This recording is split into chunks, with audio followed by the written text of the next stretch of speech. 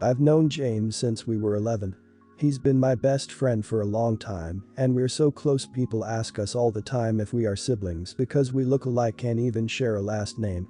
He lives close by and is very much integrated into all parts of my life. I had a crush on him growing up and I asked him out a couple times when we got a little older. He always declined and said we were just best friends. He's really goofy with me and treats me like I'm his little sister, and over time I came to agree with him. We are 27 now and still the best of friends. My parents treat him like a son, and honestly, he's family. A couple months ago I had a ONS and found out I was pregnant. Being as I have PCOS, I am over the moon because I was always told that the chance of me conceiving were very low. I am keeping this gorgeous miracle baby and I can't explain how many tears of relief I shed. I've always wanted to be a mom and finally I have a chance at this. I have my own home, have savings, I'm in the right place in life, and I'm so happy. When James found out he was also over the moon, he thought it was the coolest thing ever, but then gradually dropped off the face of the planet and he never wanted to hang out anymore. Won't go to the gym with me, is too busy for the cinema, doesn't feel like going to the mall, can't come with me to visit mutual friends, nada. My mom and dad invite him over every so often for dinner, and so at the most recent one I cornered him and asked why he was avoiding me so much and if he had an issue. He confessed that he finds my growing baby bump disturbing and a little gross. He said, I know it's really weird of me, but it just creeps me out. I found that so demeaning and hurtful, and I burst out crying and called him an immature idiot and told him to get the hell out. He apologized and left and I haven't heard from him since. I'm so upset that he's ruining a lifelong friendship over my goddamn baby bump. I want to reach out, but I just feel so alienated from my own body and made to feel gross, and I'm not sure if I'm the one that's being difficult or if it's him. No idiots here. This one is really tough. I don't think it's wrong for you to feel hurt by his comment, but I also don't think it's wrong of him to express how he felt. He clearly attempted to share your joy when he learned about it, so it's not vindictive or anything. It could be a maturity thing, but it might not be. You're the idiot. He wasn't being an idiot to you, you cornered him and forced him to confront you. He was honest. Don't ask questions you don't want the answer to. As he said, it may be socially taboo to be grossed out by prego bellies, but it happens, and he was dealing with it accordingly. Quietly avoiding the temporary situation was logical. Not the idiot. Everyone's focusing on his comment, they're forgetting that it's not just that, but the fact that he'd been deliberately avoiding you because of your belly. Feeling weirded out by a belly? Not too strange. Avoiding your close friend because of it? Not normal.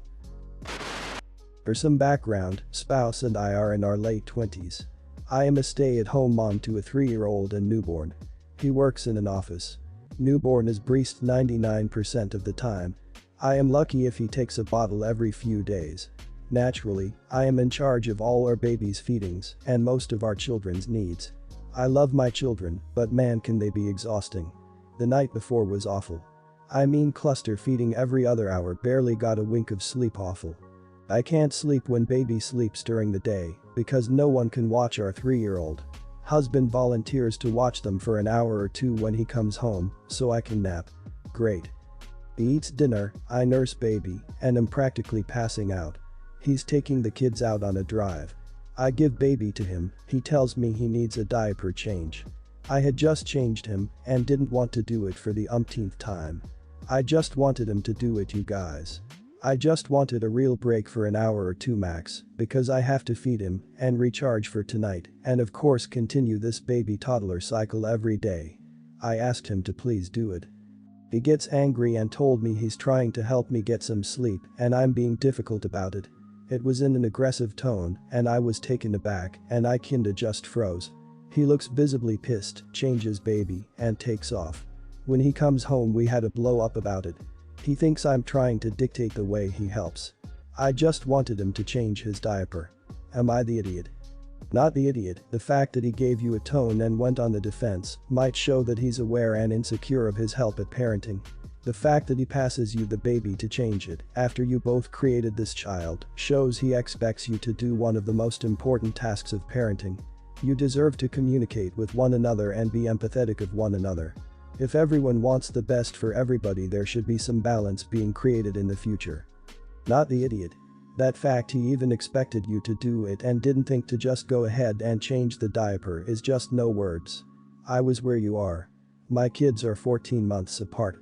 If my husband acted like that, I would have one more thing to do. Plan his funeral. I'm a father of a 2-year-old and a 5-month-old, and I know that my wife needs a break from taking care of the kids after I get home from work. I actually look forward to it.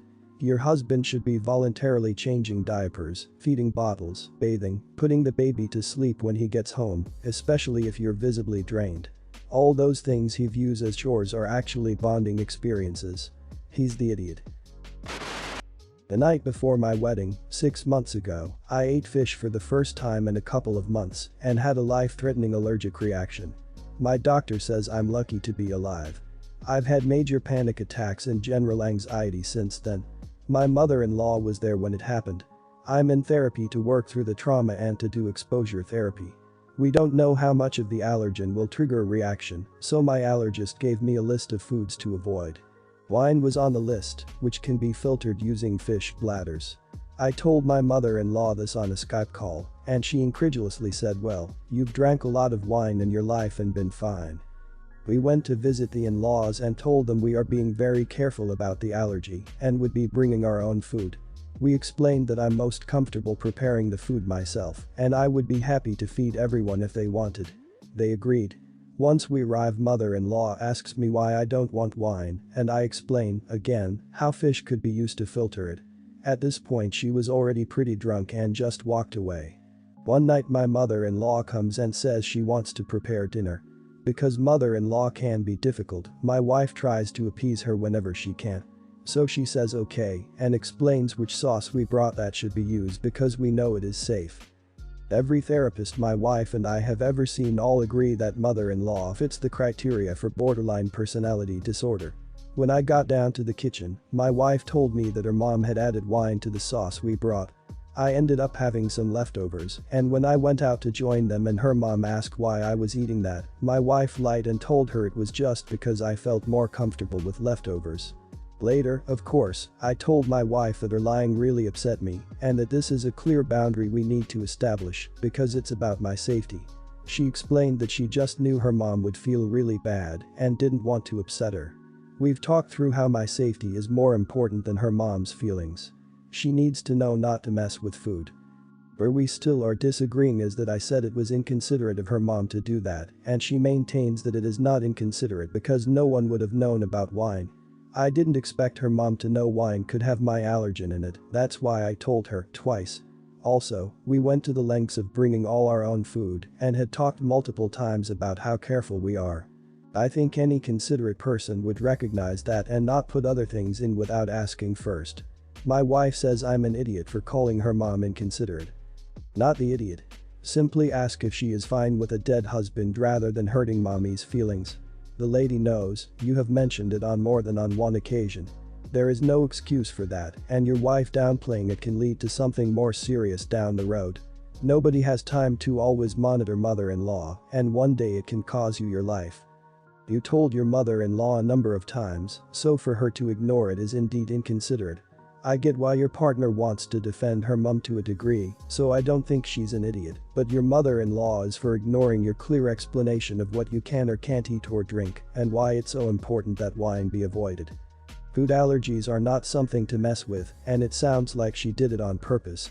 Your wife needs to stop dancing around a life-threatening issue because her mom's feelings might be hurt because she got called out for doing something dangerous. Some backstory. I am absolutely terrified of dogs and I generally dislike them for a few reasons, which include being attacked and being sensitive to barking. Okay, story time. For my birthday, my friend said they had a big surprise for me, knowing them I've become really worry around surprises. Turns out the surprise was a new pet, a dog. Now, as stated above, I'm really not a big fan of dogs at all, they know this. They know I'm generally very wary around them, and I get startled easily being around them. I do my best to stay composed and refrain from any comments and knee-jerk reactions, but I most definitely keep my distance.